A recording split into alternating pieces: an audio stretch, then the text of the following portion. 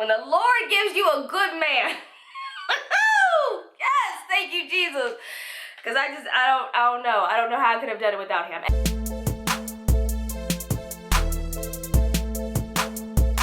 Hello everyone, welcome back to Mo's World. I am Mo, and by the title of this video, you can tell it is different from majority of the videos I put up here on YouTube.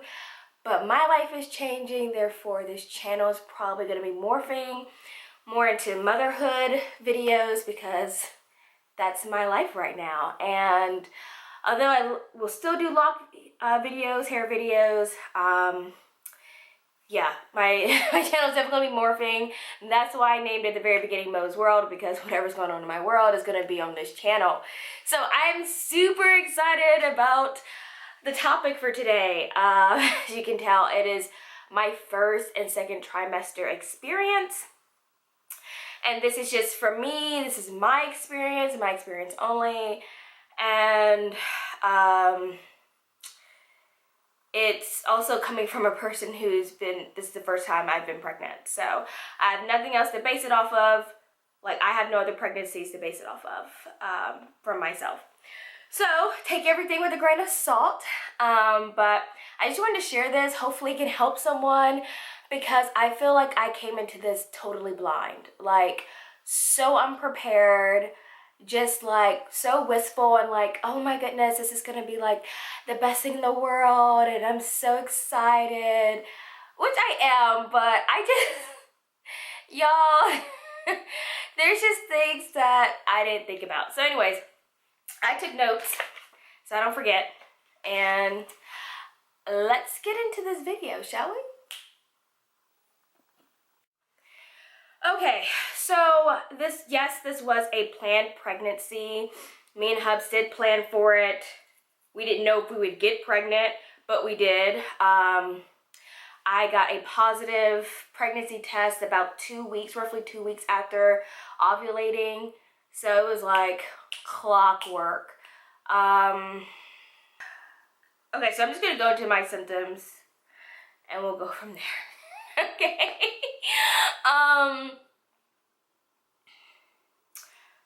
Everything was cool up until I'd say about week 4. Things started changing where when I would eat things, it just didn't, it hit hard on my stomach. It kind of made me a little like, oh, I need to lie down. I wouldn't say I was super nauseous, but I'd say the queasiness kind of started around that time, and certain foods did it more than others. But at this point I was like, I still wasn't sure what it was because it still was really mild, and I was thinking, oh, well, this is what it's supposed to be, then I could deal with this. All right, week 6 happened, so that was week 4 up until like week 6, extreme nausea kicked in. Yo, when I say extreme nausea, I could not, it was so hard for me to want to get out of the bed. It was hard for me to concentrate on something or focus on anything for more than like 2 hours in the day. Like, it was just bad. I couldn't stand up too long to do dishes because standing up too long made me more nauseous. It was like lying down was like the only thing that somewhat helped in being in the fetal position. And morning sickness, my butt, that's a myth. Well, it was a myth for me. It was 24/7 sickness. It was all day, every day. Gosh. So, that was bad. And then, I started not being able to eat meals. Like, my stomach was like, where do you think you put that food? You ain't putting it in me.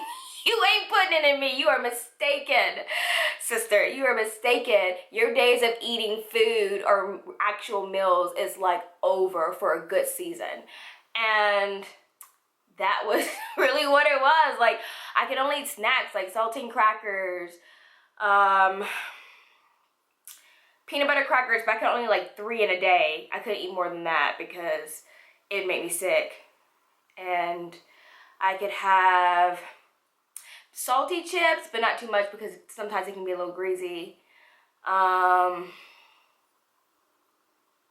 sometimes fruits, but typically I could only eat maybe like 6 grapes at a time. If I eat more than that, I'll throw it up. Same for strawberries, even fewer of those. Toast without butter or anything on it. Yeah, it was like a bare minimum. And then that would be my day. Or tortilla chips, man. I'd kill some tortilla chips. But yeah, that was about it. I really didn't eat anything else for the duration of my first trimester. I pretty much kept it to snacks. And when I tried to eat a meal, it was devastating. Like, you would have thought I binged on food for days. But I had like half a PB&J. But that's how it felt. And so I just couldn't eat meals. So that means like none of that, like it wouldn't stay. And even with my snacks, I still was vomiting a lot. So some women don't vomit, right? That's cool. I did. My extreme vomiting started week 7. So that was just the following week. I was vomiting at least 2 to 3 times a day. And I was, mind you, I was only eating those snacks. That's it. So it got to the point where I had to go to the doctor because I was like, they were concerned that I wasn't able to keep down all my fluids, because at that time they're not concerned about you losing weight necessarily because they know you'll gain it back. And they're not so concerned about, you know, your diet. It's just like get what you can get in. But they want to make sure that you are not dehydrated, because then that ends up being an issue. So Hubs went drill sergeant on me, and he made sure I drank a lot of water, but I couldn't like drink too much in one sitting because then I would throw it all up. So I had to pace myself throughout the day to try to get enough water in my system. So then I was good to go. I didn't have to do the IV stuff because Hubs was like, we ain't gonna have that. We gonna make sure you hydrated. And he came through. Did I like him? No. But you know what? Hubs came through. He came through. I needed that drill sergeant. Let's see, constipation. Constipation is the worst. I never dealt with constipation like that in my life. It was beyond uncomfortable. It hurt. Like, your girl was like, sorry, by the way, I should probably put up here as TMI, but I'm just putting it all out there. I'd be like, whew, well past 7 days, and I'd be like, I need something, and then I'd be getting little pebbles. I'm like, I need something. Like, your girl felt like I was so bad off. I called the nurse and was like, this is what I said. I left a voicemail. I didn't even care who heard it. I said, hey, I'm extremely constipated. It's well beyond uncomfortable, and it feels like someone put a stopper up my butthole. That's what I left on the voicemail. I didn't even care. And so they called me back and they were like, yes, take some laxatives. Ciao. Those laxatives became my best friend because I was like hitting that up, and I felt so relieved. I've never felt so accomplished in my life about having a bowel movement. It's just, yeah. Anyways, constipation is a beast. And if you have prenatal vitamins that have iron in it as well. Okay, a lot of people don't know what I'm saying when I say that word. I-R-O-N is the way I pronounce it. Anyways, that is even worse for constipation. It increases it. So just beware. Try to eat like avocados. They're high in fiber. I started eating some of those, but I could only eat so much. But yeah, it definitely helps. But just know laxatives become your best friend, and then stool softeners. Shoot, I still do the stool softeners because all throughout pregnancy, constipation is an issue. But first trimester constipation is really ridiculous because my diet was all it was all snack food. You know what I mean? Like, I couldn't even eat vegetables and stuff because I couldn't keep any of that down. So anyways, that's that. Let's see. Very low energy. Very low energy. Like, Hubs did everything. Hubs came through. Like, he kept the house clean. He did the dishes. He cooked everything. He did all the grocery shopping. And mind you, we in COVID-19 too, when I was in my first trimester. So Lord knows I won't try to be going around everybody anyways. But he just came through. Like, when the Lord gives you a good man. Yes, thank you, Jesus. Because I don't know. I don't know how I could have done it without him. And then plus he was working from home. So he started working from home the week after we found out I was pregnant. So it was perfect. And he's still working from home. So it's just been amazing having him. Very strong sense of smell. Very strong sense of smell. A lot of things just stunk to me. The dish soap stunk to me. Babe stunk to me. And he'd be like, I didn't even put anything on. I was like, did you put lotion on? I'm like, it stinks. Then sometimes he was like, I didn't even put on lotion. I was like, you shower? It stinks. I was like, I just had such a keen smell. I could smell anything, a bad breath. Like, even if before it wouldn't have been a thing, like I couldn't have smelled it before. I could smell every little thing. So like nothing could get past me, and everything made me sick. So it was just like, it was a lot. Also, I didn't really like to be touched. All that huggy, cuddly stuff. I was like, babe, I didn't really want you to look at me. Because it's like, you did this to me.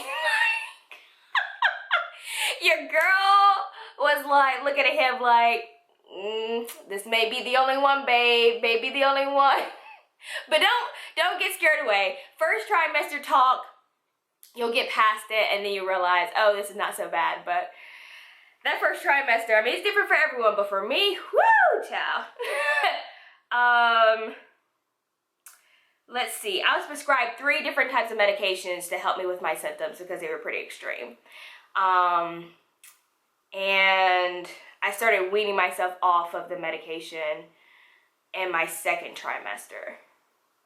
Yeah. So I'm no longer on my I'm no longer on the medication, but it was to help with the extreme nausea and vomiting.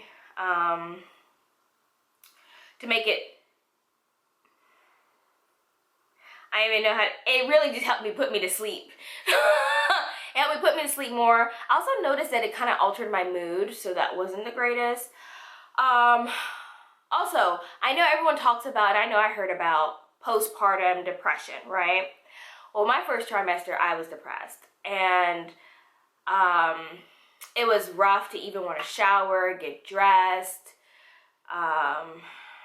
want to even think about the day, or even cared. Like, I kept all the blinds closed.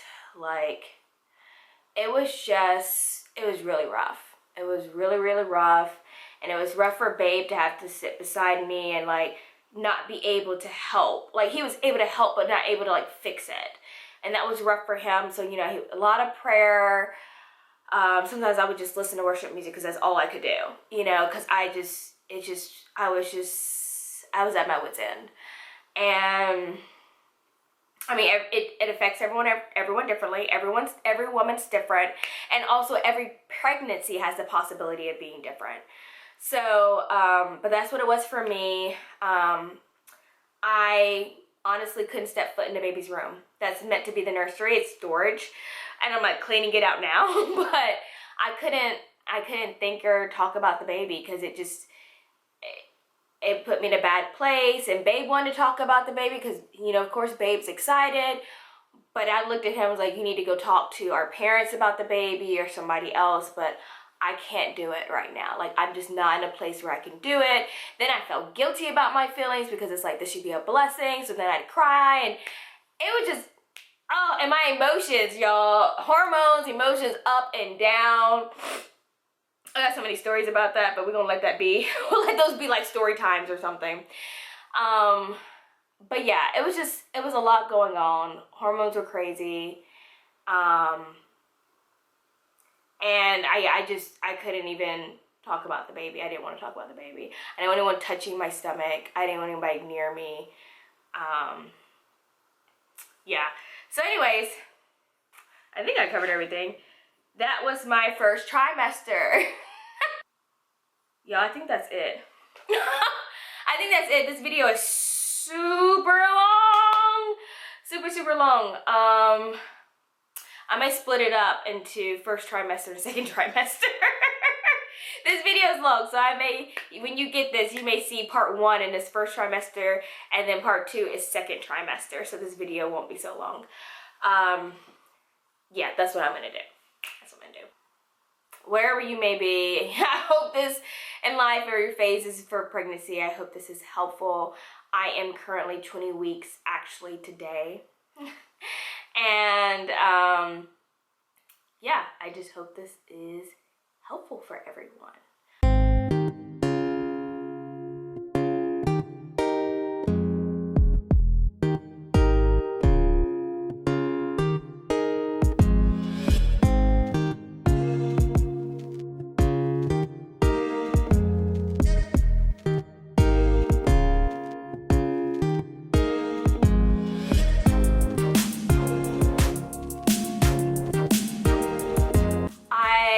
Just had my last doctor's appointment yesterday, and I found out the gender. It's in a sealed envelope, and this Saturday I am going to have a gender reveal with my fam, and I'm so excited to find out the gender.